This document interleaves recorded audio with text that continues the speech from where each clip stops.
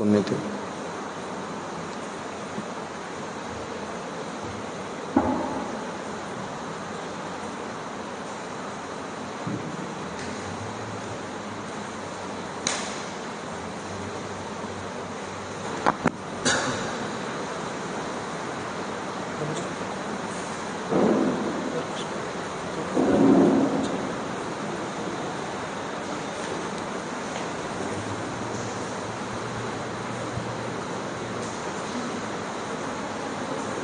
आ गई। बताओ, आपके तो हाथ में माइक है ही पर। हम महाराज जी के जीवन से, जो उनके जीवन लीला है, उसमें से कुछ प्रसंगों को श्रवण कर रहे हैं। तो उसमें हमने श्रवण किया कि एक समय श्रील भक्तिदत्त माधव गोस्वामी महाराज जी दक्षिण भारत की परिक्रमा पे ले जाना चाहते थे लोगों को। तो उसके लिए सब कुछ हो गया, जैसे बुकिंग हो गई और लोग भी मठ में आ गए परिक्रमा के लिए। किंतु श्रील भक्तिदत्त माधव गोस्वामी महाराज जी उस समय अस्वस्थ हो गए और इतने अस्वस्थ हो गए कि उनके लिए जाना संभव नहीं हो पा रहा। तो उस समय वो बहुत दुखी हो रहे हैं कि उससे पहले ये कि परिक्रमा कैसे जाएगी, उनके मन में ये, बाकी लोग भी उनसे आके कह रहे हैं कि आपके बिना कैसे परिक्रमा होगी, इसको कैंसिल कर देते हैं। तो ये सुनकर श्रील भक्तिदत्त माधव गोस्वामी महाराज जी बहुत दुखी हो रहे हैं कि मेरे कारण ऐसा हो रहा है।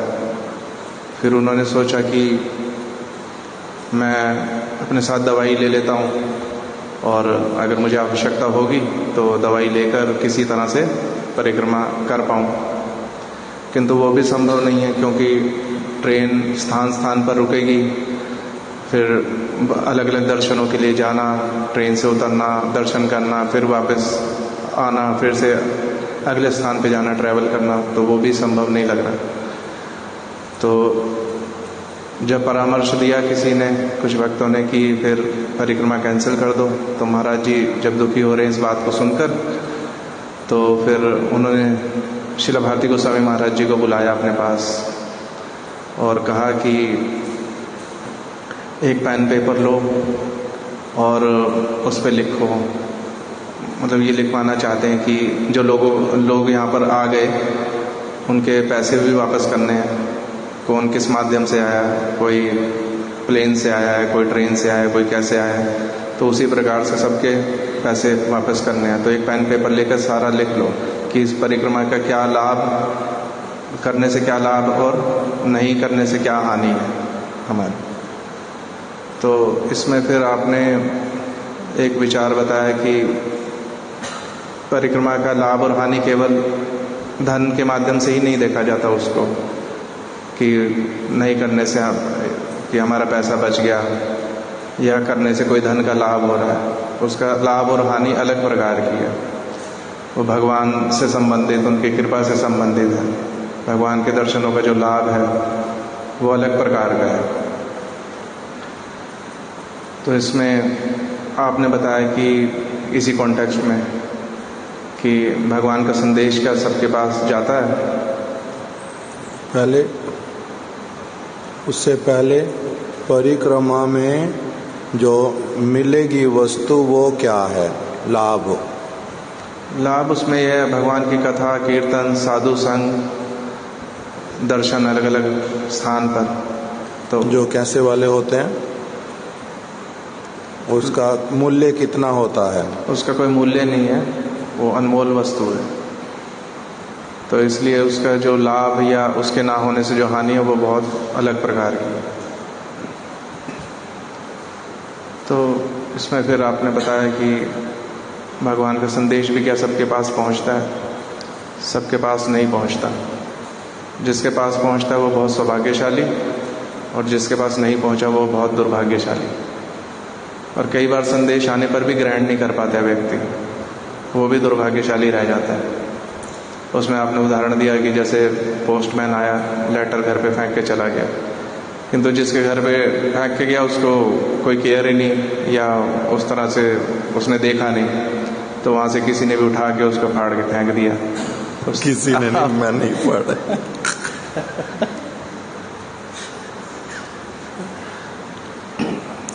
तो उसको संदेश आने पर भी उसको मिला नहीं। और उसमें फिर कीर्तन के माध्यम से भी आपने बताया कि ले लो रे कोई कृष्ण का प्यारा। उसमें 2 प्रकार की भावना है, एक तो जो कृष्ण का प्यारा है जिसको कृष्ण प्यार करते हैं, और दूसरा जो कृष्ण को प्यार करता है। तो इसी कीर्तन में आपने बताया कि ले लो रे कोई कृष्ण का प्यारा, आवाज लगाऊंगा लिए। इससे आगे क्या है? कृष्ण नाम के हीरे मोती मैं लिखा हूं।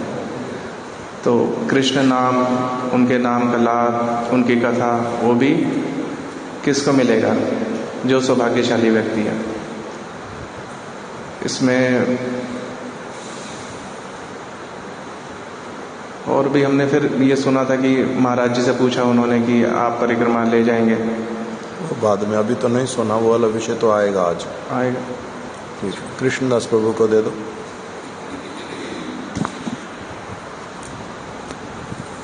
हरे कृष्णा। इसमें आगे हमने श्रवण किया था श्रील भक्तिविनोद ठाकुर जी के कीर्तन के माध्यम से हमने श्रवण किया था भेंगे चे कारागर, मतलब कि जैसे कि कारागार में जितने भी लोग रहते हैं सारे तो कैदी नहीं होते, उसमें से कुछ जेलर होते हैं और कुछ जो दवाई प्रदान करते हैं वो होते हैं, अलग अलग कार्य के लिए नियुक्त होते हैं।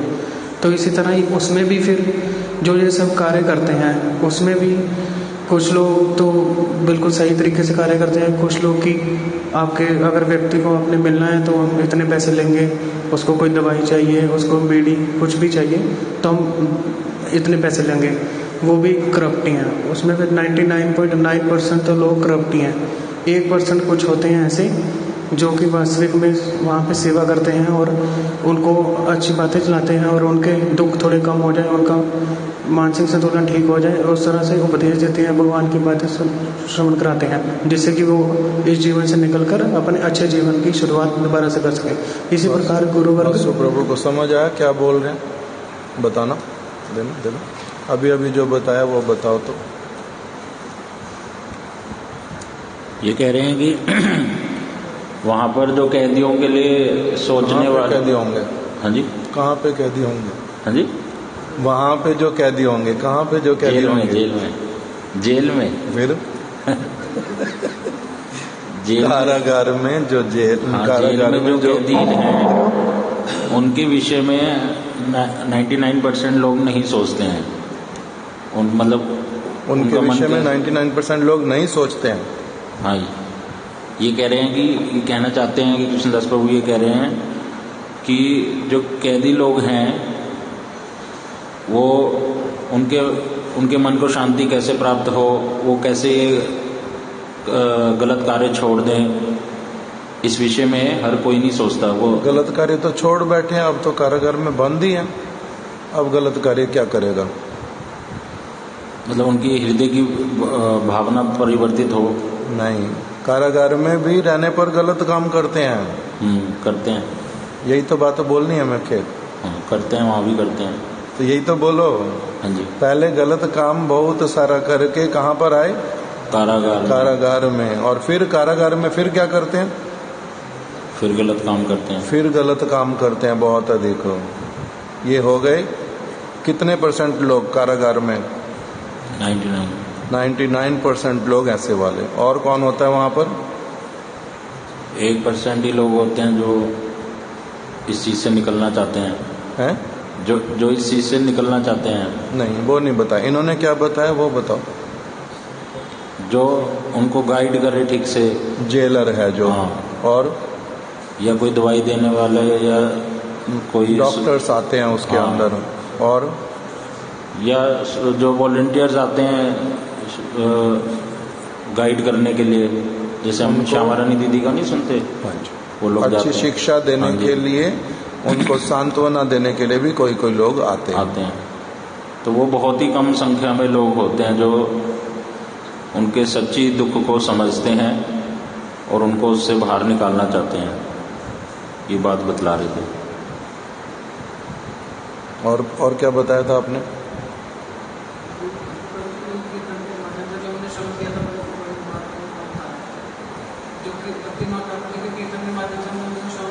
ना, ये जो अभी बात बता रहे हैं उसमें और क्या बाकी बचा? जो 1% लोग भी हैं, जो जेलर है, जो मेडिसिन देता है, जो मतलब कैदी नहीं है किंतु कारागार में सरकार के द्वारा अपॉइंटेड हैं, जॉब मिली है उनको, उसमें वो 1% हो जाते हैं। 99% कौन है कारागार में? कैदी हैं। किंतु वो 1% में से भी वो लोग कैसे वाले हैं? भ्रष्टाचारी, असदाचारी, स्वयं ही गलतियां करने वाले, गड़बड़ियां करने वाले। किंतु क्या मिल गया उनको? मिल क्या गया उनको? जॉब मिल गई है उल्टा। और लोग क्या कह रहे हैं? ये यहाँ के रक्षक हैं, ये अंदर वाले कैदियों का हित करेंगे, ये उनको उपदेश देंगे, अच्छी बातें बोलेंगे, उनको कंट्रोल करेंगे। ये सारा कुछ वो बोल रहे हैं। और उनको ही कंट्रोल करना नहीं आता, उनको कंट्रोल करना नहीं आता। सिर्फ ये कंट्रोल का मतलब क्या समझते हैं? उसके शरीर को कोठरी में बंद कर दो, बस यहाँ तक। इससे अधिक कर सकते हैं उसको कंट्रोल? उसके माइंड को कंट्रोल कर सकते हैं? उसकी एक्टिविटीज जो अंदर बैठे बैठे वेस्ट भी कर रहा है टाइम, उसको कंट्रोल कर सकते हैं? उसको कंट्रोल नहीं कर सकते। किसको कंट्रोल करते हैं? केवल शरीर को, पहली बात। फिर शरीर को भी पूरी तरह से कंट्रोल नहीं कर सकते। और उस पर भी क्या होते हैं? स्वयं ही भ्रष्टाचारी हैं और सदाचारी हैं, ब्राइब लेते हैं, किसी को फेवर करते हैं, पैसे कहीं से उनके लिए मिल गए तो किसी के लिए कुछ कर देंगे, किसी के लिए कुछ। तो वो भी इन रियलिटी कारागार में रहने पर भी, नहीं रहने पर भी, वो भी कौन है? वास्तविक रूप में कैदी हैं, अलग प्रकार के। उनको वहां पर कैद किसने कर दिया? वो भी कैदी हैं, वो भी गड़बड़ करने वाले हैं। किंतु एक कैदी है जिनको कोठरी में बंद किया हुआ, ये दूसरे प्रकार के कैदी हैं, इसमें भी मुक्त नहीं है कोई भी। इनका कैद अलग प्रकार का है थोड़ा सा, किंतु हैं ये भी कैदी। तब उसमें से जो ठीक ठीक लोग होते हैं वो कितने होते हैं सचमुच में जो कैदी नहीं हैं? दूसरा, जितने सारे लोग वहां पर हैं उनके हित की आकांक्षा करते हैं। कारागार हित के लिए बना है, दंड देने के लिए तो बना ही है, किंतु दंड देने का मतलब मार डालना नहीं है। दंड देने का मतलब क्या मार डालना है भीतर में? नहीं ना। क्या है भीतर में दंड देने का मतलब? दंड देना मतलब सुधारना उल्टा। कारागार का दूसरा नाम क्या होता है? सुधार घर। आजकल क्या बोलते हैं? जैसे जो बच्चा नाबालिग किंतु गलत काम कर बैठा, तब उसको भी कारागार में रखते हैं कि दंड नहीं मिलेगा, बड़ी कारागार में नहीं रहेगा, दूसरी कारागार में रहेगा। उसका नाम क्या बोलते हैं?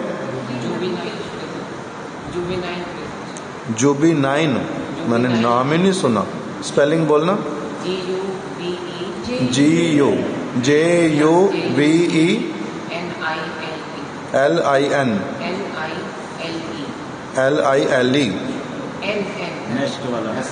एनीवे मैं बाद में फोन में देख लूंगा। तो इसका मतलब क्या होता है? रुक जाओ, उसको बोलने दो। बच्चों के लिए इस तरीके का प्रिजन होता है जहाँ पे उनसे काम भी करवाते हैं और उनकी थेरेपी भी चलती है और बीच बीच में डॉक्टर से मिलते हैं और अलग अलग इसी प्रकार का। अब जो कारागार में है, कारागार का मतलब क्या है? कारागार का मतलब क्या है? सुधार घर है ना। हिंदी में इसको क्या कहेंगे? हिंदी में क्या लिखा हुआ देखो फोन में। और दूसरा नाम आपने क्या बताया? Rehabilitation centre. किसी को नशे की लत पड़ गई, इसको भी बोलते हैं। जो जिन्होंने दूसरा नाम बोला उसका नाम भी यही वाला भी बोलते हैं कि उनको सुधार घर में भेज दिया। नहीं बोलते उसको सुधार घर किसको बोलते हैं फिर? जैसे कुछ भी यंग पर्सन से रिलेटेड, छोटे बच्चों से रिलेटेड कोई भी चीज़ उसको जुवेनाइल, मगर सिखाने के लिए तो सिखाने के लिए भी नहीं, तो रिहैबिटेशन वाला ज़्यादा सूटेबल है। फिर उसका वर्ड देखो, इसका मतलब क्या निकला आपका हिंदी में जो आप बोल रहे हो? इन्फेंट बोलते हैं, ठीक है, वो मतलब एज से रिलेटेड है, ठीक है। बाल सुधार, जुवेनाइल प्रिजन है बाल सुधार गृह। भाई बाल सुधार गृह आ गया ना, सुधार गृह ही है, बाल सुधार गृह। और दूसरा और प्रेक्षण गृह, प्रेक्षण गृह ऑब्जर्वेशन सेंटर। किसके लिए बताइए? इसका ही दूसरा मीनिंग है ये ना रिहैबिटेशन का बताओ। बाल सुधार गृह एक हो गया, दूसरा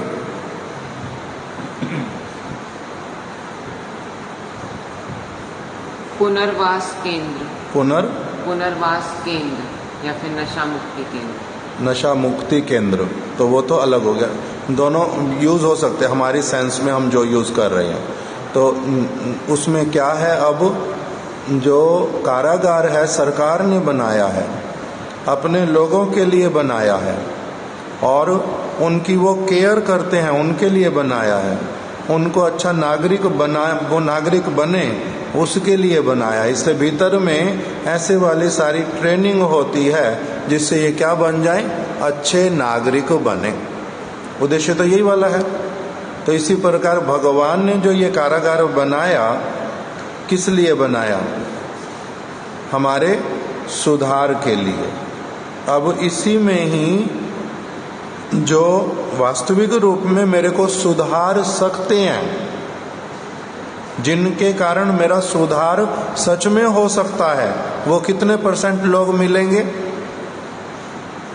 बताए ना कि वहां पर जो 1% लोग, 99% तो कौन है? कैदी हैं। 1% लोग उनकी केयर करने के लिए हैं, उनको सुधारने के लिए कितने लोग हैं? तंत्र तो बहुत बड़ा है पीछे से, तो है ना, सरकार, तंत्र, सारी चीजें आते आते इनके पास, किंतु लोग कितने रह जाते हैं? कुछ ही लोग। उसमें से भी अधिकांश लोग कैसे वाले हैं? फिर भ्रष्ट हैं। तो इसीलिए जिनको सुधारक कहना चाहिए इस कारागार में, माता पिता, भाई बंधु, परिवार के सदस्य, अध्यापक इत्यादि, ये और बड़े बड़े नेता अथवा बहुत इन्फ्लुएंशियल लोग, धनी लोग, अथवा किसी भी कार्य को अच्छी तरह से करने वाले, ये सारे लोगों को क्या माना जाता है वास्तविक रूप में? ये लोग हमारा क्या करेंगे? सुधार करेंगे, हमारे को सद शिक्षा देंगे और मेरा मंगल हो जिसमें, वही सारी क्रियाएं स्वयं भी करेंगे, मेरे को भी करने के लिए प्रेरित करेंगे। किंतु आपको अगर ध्यान से सोचो फिर, तो इसी कारागार में जिनके पास वास्तविक रूप में जिनको ये दायित्व दिया जाता है, उसमें से अपने दायित्व को समझने वाले लोग बहुत कम मिलेंगे। इसलिए भागवत में क्या बता दिया? जननी न सस्यात गुरु न सस्यात, फिर गुरु न सस्यात, जननी न सस्यात, स्वजनो न सस्यात, पिता न सस्यात, जननी न सस्यात, दैवम न सस्यात, ना मोचयेत समुपेत मृत्युम। इनको गुरु को गुरु नहीं कहा जा सकता, माता को माता नहीं, पिता को पिता नहीं, बंधु को बंधु नहीं, देवता को देवता नहीं कहा जा सकता। क्यों? क्योंकि वो तो मेरे सामने उपस्थित मेरी मृत्यु से मेरी रक्षा नहीं कर सकते।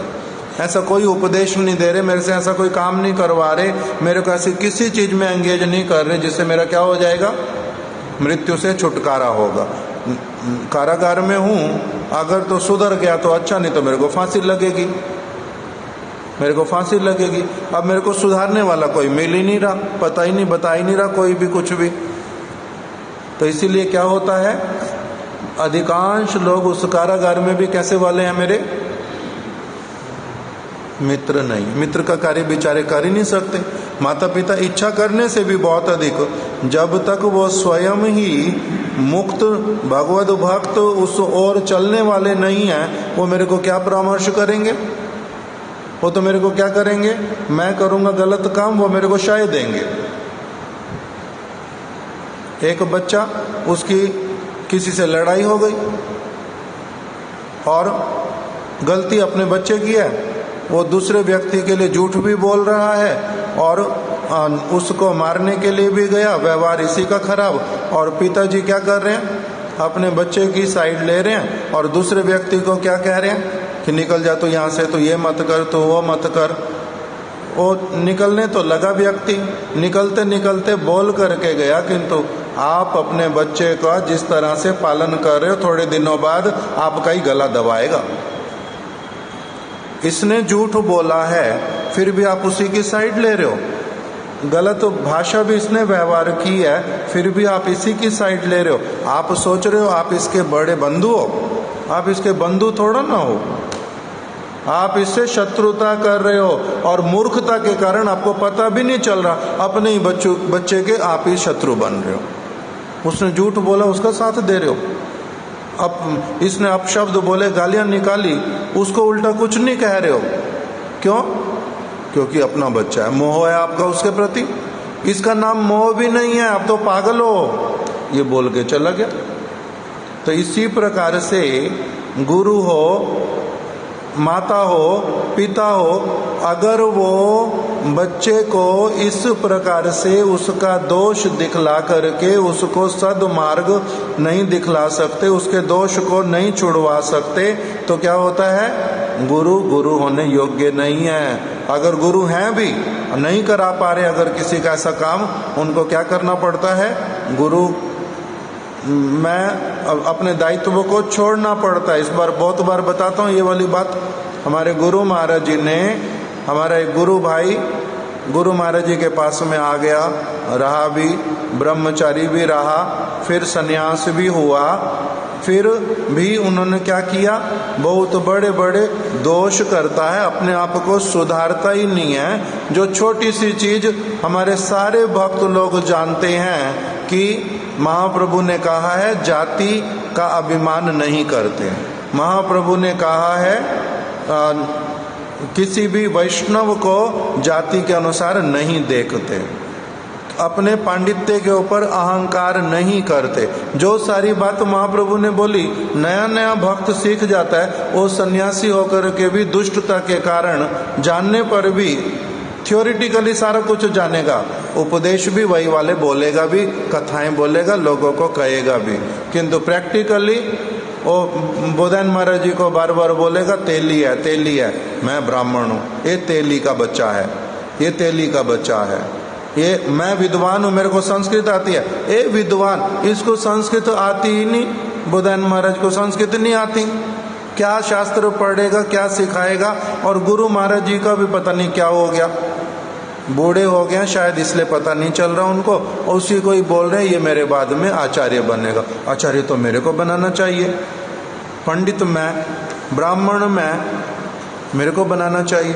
तो गुरु महाराज जी उसको ठीक करते करते थक गए, वो ठीक होता नहीं। गुरु महाराज जी ने क्या किया, उसको बोल दिया, जे देखो आज से मैं तुम्हारा गुरु नहीं, तुम मेरे शिष्य नहीं। मैं अपने हृदय से प्रसन्नता पूर्वक, लज्जित होते हुए, दुखी होते हुए आज ये बात भगवान को, सभी वैष्णवों को मैं बोल रहा हूँ कि मैं अयोग्य हूँ इसका सुधार करने में। मैं नहीं सुधार कर सकता इसका। मैं क्या चाहता हूँ, माफ़ी चाहता हूँ इससे, मेरे छुटकारा चाहता हूँ, नहीं तो मेरा ही क्या होगा, मेरे इसके मोह में अगर मैं इसको सुधारने के लिए और भी अगर बढ़ता रहा, समय देता रहा, तो मेरा अपना ही अमंगल होगा। तो ये मेरे को शिष्य बनता है किस लिए, शिष्य बनता है किस लिए, और कोई व्यक्ति शिष्य बनाता है किस लिए। शिष्य बनाता है इसलिए कि ये मेरे को भगवान की सेवा में सहायता करेगा, मैं इसके मंगल की सब समय कामना करूंगा और ये भी मेरे को सब समय क्या करेगा, मेरे लिए सहायक बनेगा। किंतु अगर वो उद्देश्य ही पूरा ना हो तब फिर क्या करना।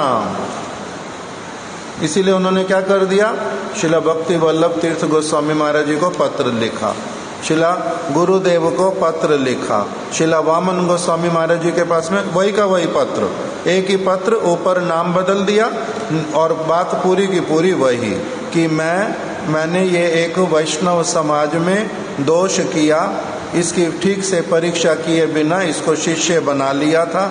अब किंतु मैं देख रहा हूँ मैं योग्य नहीं हूँ इसका सुधार करने में, इसीलिए मैं वैष्णव समाज से क्षमा चाहता हूँ कि मैंने इस प्रकार के दुष्ट व्यक्ति को संन्यास तक भी दे दिया। ये करना पड़ता है, तो शिष्य किस लिए बनाया, नहीं तो इसलिए वो श्लोक भागवत का गुरु न सस्यात, तो नहीं तो क्या कहना पड़ता है, ये योग्य गुरु नहीं है। अगर मैं किसी का सुधार नहीं कर सकता तो मेरे को क्या कहना पड़ेगा, मैं अभी उस स्तर के व्यक्ति का उद्धार नहीं कर पाता हूं, मैं नहीं कर सकता उसका उद्धार। नित्यानंद प्रभु ने रामचंद्र कविराज ना, रामचंद्र खान कविराज नहीं, वो तो बड़े अच्छे भक्त, वो तो गुरुवर्ग। रामचंद्र खान दोषी व्यक्ति, दुष्ट व्यक्ति, हरिदास ठाकुर के चरणों में भयानक अपराध किया। शरीर वैष्णव ब्राह्मण का, शरीर है ब्राह्मण का, नाम है रामचंद्र खान। क्यों बोलते हैं, उस समय राजा मुस्लिम था, उनसे प्रसन्न होकर के उनको उपाधि दी थी, इसलिए नाम पड़ गया रामचंद्र खान। ऐसे ब्राह्मण था। हरिदास ठाकुर उनके गांव के पास में जंगल में रहते थे। वो इतना श्रेष्ठ व्यक्ति हैं, इतना श्रेष्ठ व्यक्ति हैं, अपनी आप से लोगों में क्या हो गया, उनके प्रति बड़ा अच्छा भावना हो गया, श्रद्धा हो गया। और ये आए थे बाहर से, हरिदास ठाकुर जी उस गांव के पास में जंगल में रहने लगे, वो तो कहीं और के रहने वाले, और ये रामचंद्र उसी गांव का रहने वाला। अब गांव के लोग जब उनकी बहुत प्रशंसा करते हैं तो इसको अंदर ही अंदर मन में जलन होती है बहुत अधिक। ये जैसे उसका नाम ही सुनता है एकदम से क्या होने लग जाता है, आग लगती है अंदर, कूड़ने लग पड़ता है, सुन नहीं पाता उनकी कोई भी बात। बार बार मन में क्या आता है अब कि इसको यहाँ से हटाना है। क्यों, इससे पहले सारे लोग मेरी प्रशंसा करते थे, अब ये मेरे से भी बड़ा वाला आ गया, इसलिए सारे इसकी प्रशंसा करते हैं अभी। इसी कारण से पहले अच्छा ही था रामचंद्र खान, किंतु ये ईर्ष्या के चक्कर में पड़ के क्या हो गया, वो नीचे की तरफ उसकी गति हुई, ऊंचा नहीं बढ़ पाया, उल्टा। इसलिए जरूरी नहीं होता कि मैं कुछ स्तर तक ऊंचा बढ़ गया हूं तो इसका मतलब आगे ही बढ़ता जाऊंगा, जरूरी नहीं होता। आगे भी बढ़ सकते, वहीं भी रह सकते, नीचे भी गिर सकते, बहुत नीचे भी गिर सकते। तो बहुत नीचे गिरा इस दोष के कारण। कितनी नीचता पर उतर आया, वैश्याओं को बुलाया अपने पास में, जिनसे बात करने में भी सज्जन व्यक्ति को असुविधा होती है, उनको अपने पास बुलाया। कितनी शर्म की बात, किसी को भेज करके बुलाया, ब्राह्मण होकर के किसी गुप्तचर को ऐसे दे करके, किसी को बताना नहीं, पता नहीं चलना चाहिए, रात के समय में लाना, मेरे खुद ही बात करूँगा, तुम्हारे से काम नहीं चलेगा उस तरह से, मैं तेरे को इतने पैसे दूंगा, उनको बुला करके लाना। छुपा करके बुला करके लाए।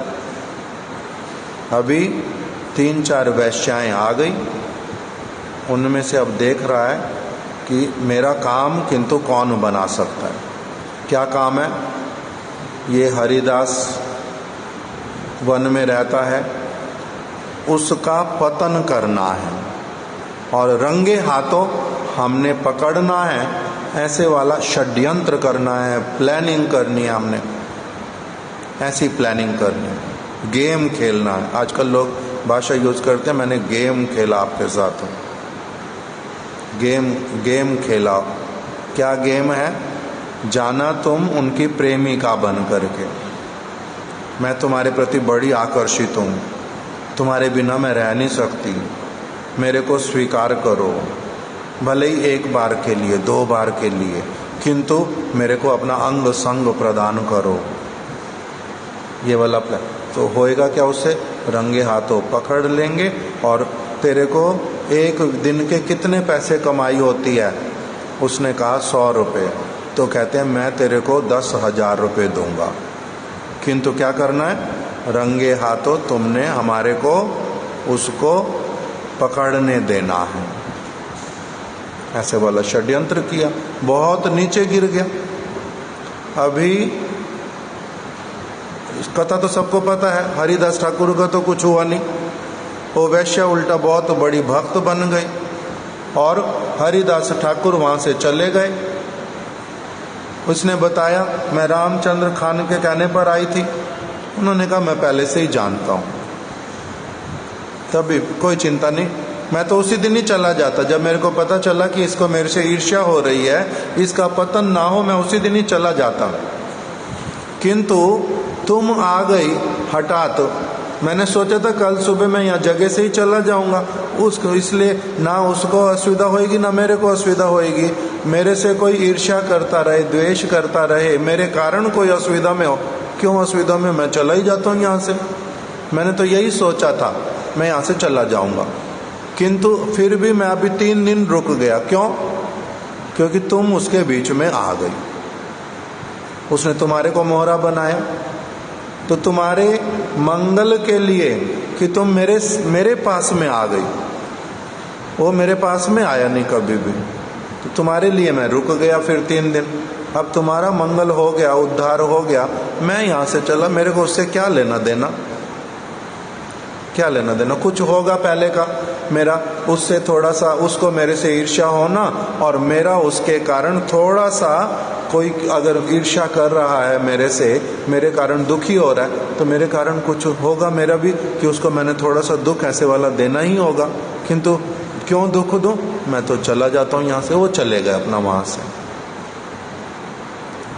अब हरिदास ठाकुर ने उसको कहा, वैश्या को, सारे लोगों को जाकर के बताओ तो ये कितना खराब आदमी है, ये कितना खराब आदमी है, सब लोगों को जाकर के बतलाओ इसने क्या किया तुम्हारे माध्यम से मेरे साथ हो। कुछ भी नहीं किया, कुछ भी नहीं।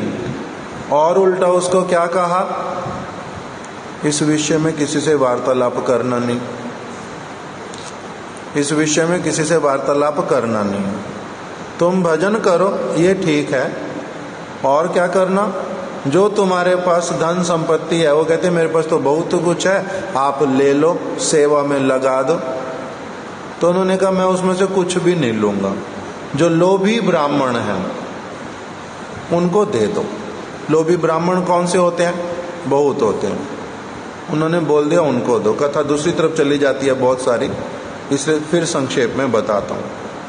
तो लोभी ब्राह्मणों में बांट दो। तो चले गए, हरिदास ठाकुर चले गए, ये बहुत बड़ी भक्त बन गई। उसी जगह पर हरिदास ठाकुर की कुटिया में ही रहने लगी। उस जगह का भी नाम है बेनापोल। हम लोग दर्शन के लिए जाते हैं, शांतिपुर के पास में बेनापोल। अब नित्यानंद प्रभु आए कि ये बहुत इतना अच्छा था ये रामचंद्र, एक समय में तो बहुत अच्छा था, इसका क्या प्रारब्ध सामने आया, क्या इसकी दुर्गति हुई, इतना निम्न गिरा ये एकदम से कि वैश्या को भी बुलाया, उनका पतन कराने के लिए भी सोचा, केवल जगत में थोड़ा सा प्रतिष्ठा प्राप्त करने के लिए इतना भी नहीं सहन कर पाया। अगर मेरे से कोई अधिक गुणी है तो उसका क्या होएगा? प्रशंसा होएगा, उसमें क्या परेशानी है? हजारों लोग हमारे से अधिक गुणी होते हैं, कुछ हमारे से कम होते हैं, इसीलिए उन चीज़ों के कारण उसमें क्या असुविधा है, इसको समझ आया नहीं। चलो इसका फिर भी क्या करता हूँ, इसके कुछ उद्धार का उपाय कर देता हूँ। इसलिए स्वयं पहुँच गए नित्यानंद प्रभु उसका उद्धार करने के लिए। किंतु उसने क्या किया, उसने क्या किया, उसने उल्टा उनका ही अपमान किया। उन्होंने बोला कि मेरे को अपने यहाँ पर जो आप लोगों ने साधु निवास बनाया हुआ वहाँ पर रहने दो, कि इसको थोड़ा सा रहूँगा, कुछ सेवा करवा लूँगा, इसका संस्कार बनेगा, मेरे को अपने साधु निवास में यहाँ पर रहने दो, मैं अपने भक्तों के साथ आया हूँ।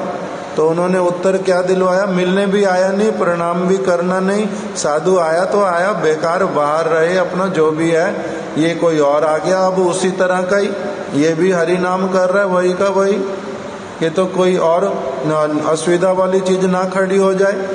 तो इसीलिए अंदर से सेवक को, अरे इसको कहो जाओ जाओ यहाँ से जाओ,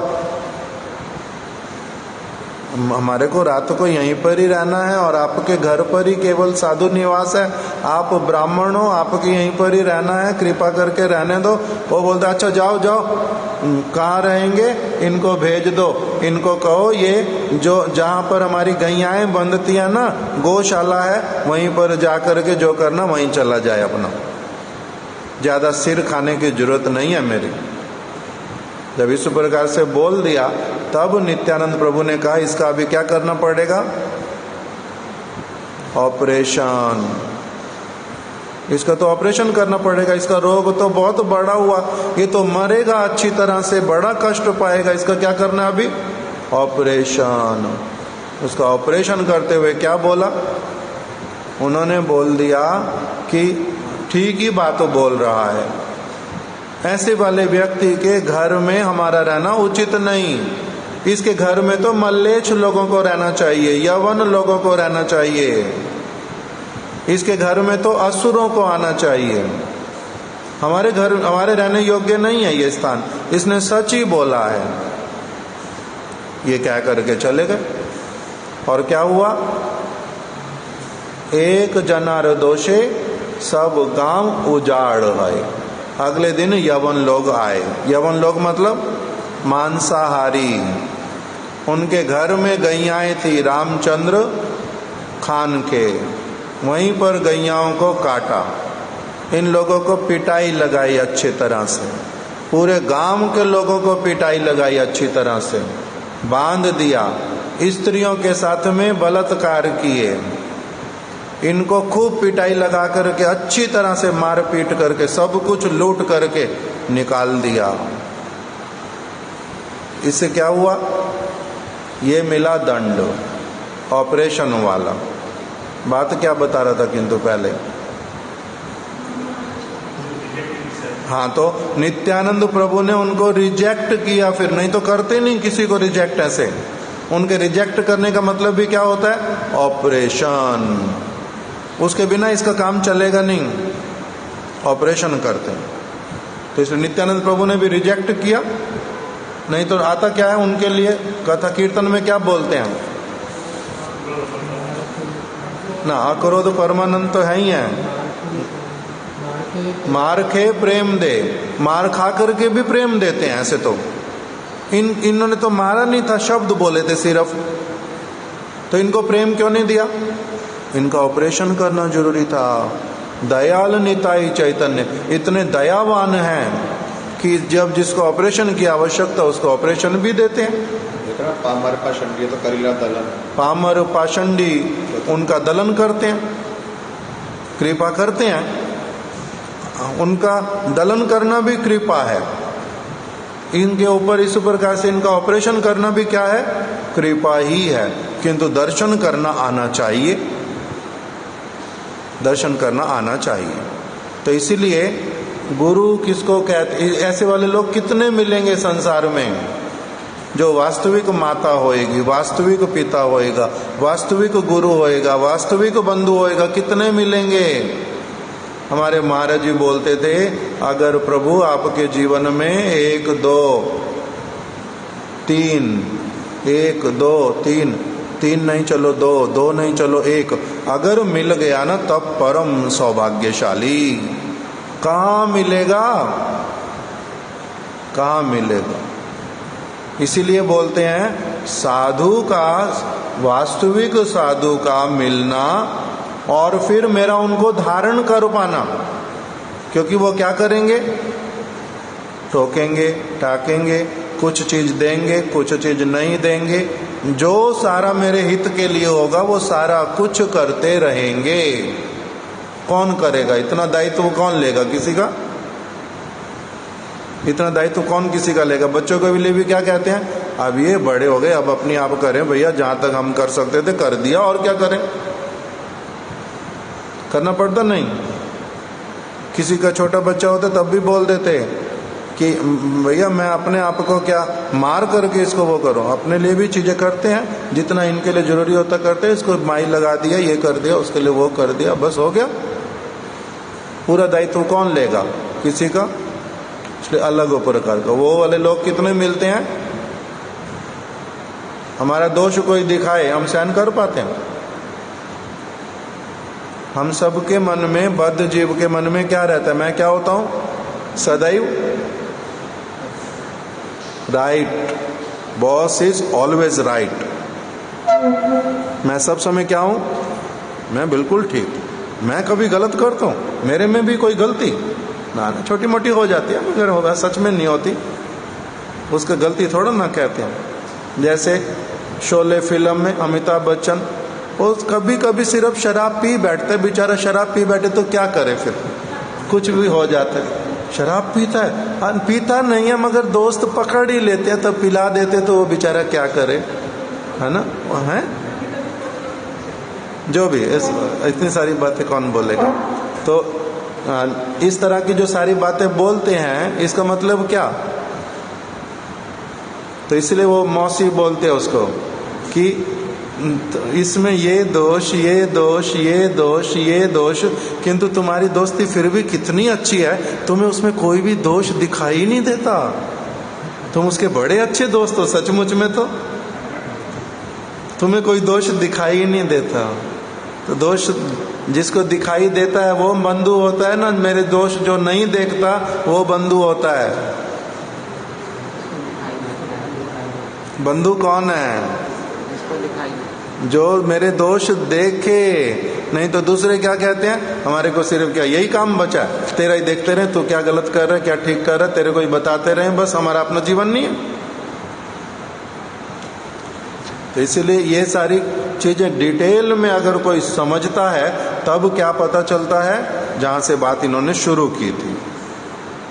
श्री गुरु कृपाए भेंगे चे स्वपन, बुझे छिए कौन तुम्ही आपन, तब निज जन परम बांधव संसार कारागारे। इस संसार रूपी कारागार में मेरा जो सबसे बड़ा बंधु है वो कौन है, वो आपका निज जन है। आप और आपका निज जन, इसके अतिरिक्त मेरा और कोई बंधु है ही नहीं, हो ही नहीं सकता। वो अगर इच्छा भी करे बनने की, नहीं बन सकता। मेरे माता पिता इच्छा करने से भी मेरे वास्तविक बांधव नहीं बन सकते। क्यों? क्योंकि उनमें अभी वो गुण, वो योग्यता है ही नहीं।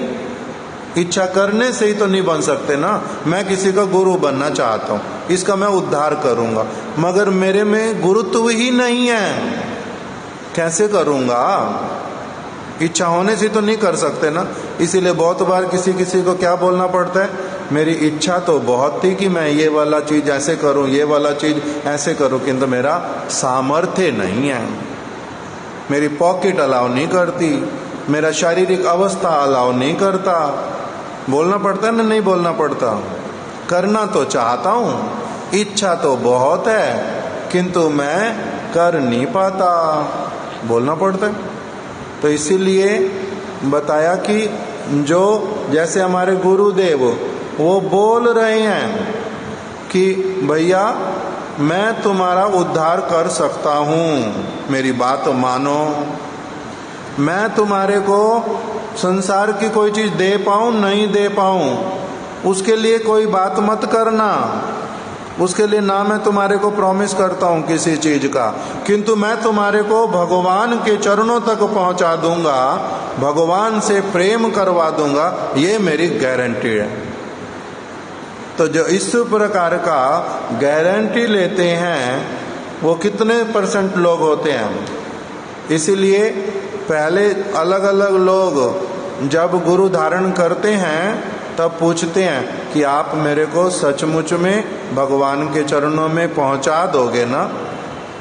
आप मेरे सारे अनर्थों को मेरे दूर कर दोगे ना? मेरे को रोग हैं बहुत प्रकार के, आप सच में मेरे को अपनाओगे ना? और फिर मेरे रोग धीरे धीरे दूर होंगे आप, किंतु उसमें धैर्य धारण करेंगे ना? ये इस प्रकार का सारा कुछ छोटा काम नहीं है, ये तो बड़ा काम है बहुत। गुरुदेव हार्ट की सर्जरी नहीं करते, ब्रेन की सर्जरी नहीं करते, केवल छोटे मोटे फुंसी इसका उसका नहीं। हमारा जो रोग है वो बहुत अलग प्रकार का है।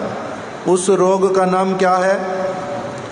शास्त्र में कहीं बताया भव रोग, किसी जगह बताया हृदय रोग, अलग अलग नाम भी दिए।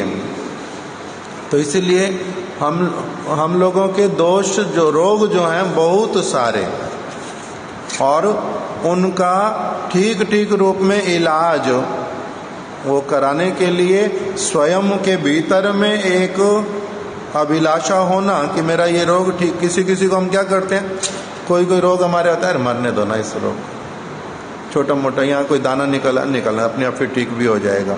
फिर ये गला खराब, अरे मरने दो, कुछ नहीं, एक आधे दिन में ये खाऊंगा वो खाऊंगा अपने आप ठीक हो जाएगा। किसी से पूछना क्या करना। अलग अलग पेट में दर्द हो रहा है बहुत, अच्छा आज तो कोई बात नहीं, मैंने 2 दिन 4 दिन तो चलता है धीरे धीरे, कभी कुछ खा लिया, कोई अंदर गड़बड़ हो गई, बाद में देखा जाएगा। करते हैं ऐसे ना? नहीं करते, करते हैं। कितनी सारी चीज़ों को इग्नोर करते रहते, उसके ऊपर केयर नहीं करते। और इस वाली चीज की तो ये दिखाई नहीं देता, रोग समझ भी नहीं आता, पकड़ में भी नहीं आता। जो चीज पकड़ में नहीं आ रही, जिस रोग के कारण मेरे को असुविधा ही कुछ नहीं लग रही, मेरे दिमाग में ही नहीं आ रहा कि मेरे को ये बीमारी है भी, उस बीमारी को कौन मानेगा कि मेरी ये बीमारी है, और उसके लिए कौन चिंतित ही होएगा कि मेरे को ये बीमारी दूर करवानी है। कौन चिंतित होएगा इस बीमारी को ठीक से देखने और समझने वाला डॉक्टर भी कहाँ है? किसकी इच्छा होएगी? नहीं तो क्या होता है, अगर किसी को रोग हो जाए, एक प्रभु यहाँ आता था ब्रजवासी, उसको कैंसर हुआ, शरीर छोड़ दिया बाद में। वो कैंसर हुआ, उसकी पत्नी का बहुत इच्छा हम इसको विदेश में लेकर के चले जाएं, मेरे को पता चला वहाँ पर इलाज हो सकता, मेरे को पता चला वहाँ इलाज हो सकता, मेरे पास इतने पैसे हैं, मगर और जरूरत पड़ी तो फिर और जगह से उधार ले आऊँगी। अगर वहाँ पर जान पहचान मिल जाए विदेश में, पता करवा दें, वहीं पर करेंगे जाके सारा कुछ। ऐसे वाली चेष्टा क्यों शुरू हुई? रोग है, कष्ट है, उससे मृत्यु हो सकती है, उसका इलाज है कहीं पर, उसके इलाज के लिए हम ये करने के लिए, सब कुछ करने के लिए तैयार हैं। जब पता चला तब तो, किंतु जब पता चला एडवांस स्टेज में ही पता चला, पहले ध्यान ही नहीं दिया। वो दर्द होता है, कमर में दर्द होता था, मेरे को लगा कमर का दर्द है, कोई गैस बनती है, ये होता है वो होता है। 1-1.5 महीना मैंने केयर ही नहीं की, कभी हाजमोला खा लिया, कभी कुछ और खा लिया, लगा ठीक हो जाएगा। किंतु फिर क्या हो गया?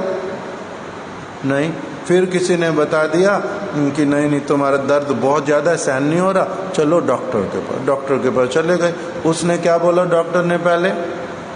पहले बोलता है इसके पेट में पानी भर जाता है, लीवर की प्रॉब्लम है ना, क्या बोलते पता नहीं, किडनी की, जो भी बोला होगा, तो इसका पानी निकाल दो, ठीक हो जाएगा। टाइम टू टाइम हो सकता करना पड़े, दवाई भी करते रहो।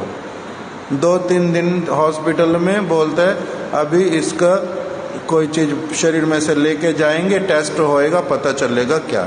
फिर कैंसर है, हाई एडवांस स्टेज में, अभी इसको मार दो, बस बात खत्म। तो अभी रोग का जब पता ही नहीं चला जब तक, तब तक सीरियसली लिया। जब रोग का ठीक पता चला, सिर पे आकर खड़े हुआ, तब क्या करना है? उसका ट्रीटमेंट करना। मगर अगर पहले से पता होता तो पहले से करते ना, नहीं करते, करते और चीज़ों में मस्त रह जाते, कमाई करने में, नौकरी में जाने में, ये करने में, वो करने में मस्त रहते, उसमें नहीं। इसी प्रकार जब तक हमें नहीं पता चलता ठीक ठीक हमारा है ही क्या रोग, तब तक उसके लिए सीरियस क्यों होएंगे? हमारा तो अभी बहुत कुछ और ही है, अपना ये कर लो, वो कर लो, वो कर लो। किंतु जिसको पता चलेगा उसके लिए साथ साथ क्या बोलेंगे? तूर्णम यतेत ना पतेत अनुमृत्यु यावत। जब तक मृत्यु सामने आकर के खड़ी नहीं हो सकती, हो जाती, तब तक क्या करो भैया? जितना जल्दी हो इसके लिए अपना काम करना शुरू कर दो। प्रयास, चेष्टा जितना जल्दी हो करने लग जाओ, अपने आप को ठीक करने के लिए। अपने आप को ठीक करने के लिए प्रयास करो, चेष्टा करो, बचने का प्रयास करो, बच जाओगे। सारी असुविधाएं चली जाएंगी, सारी असुविधाओं से परे हो जाओ, नित्य काल के लिए संभव है। और केवल प्रयास किंतु अभी अभी करना पड़ेगा, इमीडिएटली। क्यों? क्योंकि मनुष्य शरीर में ये संभव, कल मर गए फिर ये रोग, तो ये रोग ने तो तुम्हें मार ही दिया, किंतु रोग जाएगा नहीं, जन्म जन्मांतर। मृत्यु, कैंसर तो मृत्यु के बाद चला गया, ब्रजवासी का मृत्यु हो गया, नया शरीर मिल जाएगा, उसमें कैंसर लगेगा? उसमें कैंसर लगेगा फिर से? क्या नहीं, पता ही नहीं कौन सी योनि में भी होंगे, और कैंसर तो होएगा नहीं अभी, तो बाद में फिर अगले जन्म में भी अगर कभी होना होगा, बाद में होएगा, कभी होएगा, पहले तो नहीं होएगा। किंतु जो रोग हम जिसकी बात कर रहे हैं, जिसका ट्रीटमेंट सदगुरु करते हैं, वो वाला रोग जो है वो जन्म जन्मांतर साथ चलता है। भव रोग, हृदय रोग, ये जन्म जन्मांतर साथ रहने वाला इतना भयानक है। इसीलिए उसका ट्रीटमेंट ठीक ठीक रूप में अगर करने के लिए कोई प्रयास नहीं करे, प्रयास करना पड़ता, चेष्टा अच्छे से करनी पड़ती, और संभव है उसका दूर होना। कितनी देर लगती है उसको ठीक होने में? कह रहे एक बार अगर शुरू करे सचमुच में ठीक होने में 2 मिनट में भी ठीक हो सकता है, सिर्फ 2 मिनट में। खटवांग महाराज एक मुहूर्त में सारे रोग को, जन्म जन्मांतर का जो था उसको समाप्त कर दिया। जन्म मृत्यु का चक्र पूरा उनका छूट गया, भगवान के चरण कमलों में पहुंच गए। कितनी देर लगती है, कितनी देर? अरे भाई, अगर तुम्हारे पास 2 दिन भी है ना, 4 दिन भी है ना, अभी तुम्हारे पास सुयोग है, निकल सकते हो। क्या करो? जैसे किसी किसी को बोलते ना हमारा विजय प्रभु वो तो खैर गड़बड़ वाली स्थिति में बोल बैठा कि चंद्रिका दीदी का विवाह, उससे पहले कीर्तन हुआ उन्होंने कराया ग्रेटर कैलाश में। वही की वही बात विजय प्रभु ने रॉबिन के घर में भी बोल दी थी, उसके पिताजी भी नाराज हो गए मोती महल में। और वही की वही बात चंद्रिका दीदी, वहां तो लोग कोई नाराज हुए नहीं, हंसी हंसी में टाल दी बात। क्या बोलते हैं, और वो विवाह के लिए 2 दिन पहले कीर्तन करा रहे हैं, उनको बोल रहे हैं अभी भी भागना है तो एक दूसरे से भाग जाओ, जंजाल है ये बहुत बड़ा विवाह इत्यादि, नहीं तो क्या करना के फंस गए तो फिर मरते जाओ, ये हो गया, वो हो गया, वो हो गया। अभी भी अवसर है, देख लो, निकल सकते हैं। तो इसी प्रकार से मनुष्य जन्म रहते रहते अवसर है, बाकी किसी योनि में अवसर नहीं है कि इससे निकल जाए व्यक्ति इस रोग से। और किसी जन्म में तो संभव ही नहीं है। इस जन्म में किंतु सचमुच में संभव है कि मेरा ये शरीर, ऐसे वाला शरीर मेरे को फिर कभी भी नहीं मिलेगा। ये रोग है, बीमारी है। सूक्ष्म शरीर मेरे को नहीं मिलेगा। मेरी आत्मा इन सब से अलग हट करके जो जैसी बिल्कुल एकदम से रोग मुक्त होती है, वैसी होना संभव है। कब?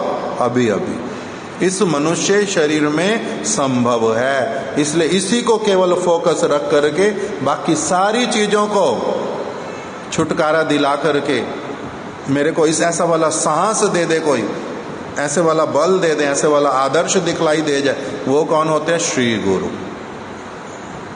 उनको कहते हैं श्री गुरु। ये क्या करवाते हैं? इनका उद्देश्य यही वाला होता है। तो इसीलिए ये संसार रूपी कारागार में जो बांधव हैं वो भगवान और भगवान के निज जन, ऐसे वाले प्रतिभा संपन्न, बल संपन्न, योग्यता संपन्न, जो क्या करेंगे? एक व्यक्ति को डोज देते देते देते देते देते देते उसको क्या कर देंगे? एकदम से पूरी तरह से उसको रोग मुक्त कराने वाले मार्ग पर चला देंगे। वांछा कल्पतरुभ्यश्च कृपा सिंधुभ्य एव च पतितानां पावनेभ्यो वैष्णवेभ्यो नमो नमः।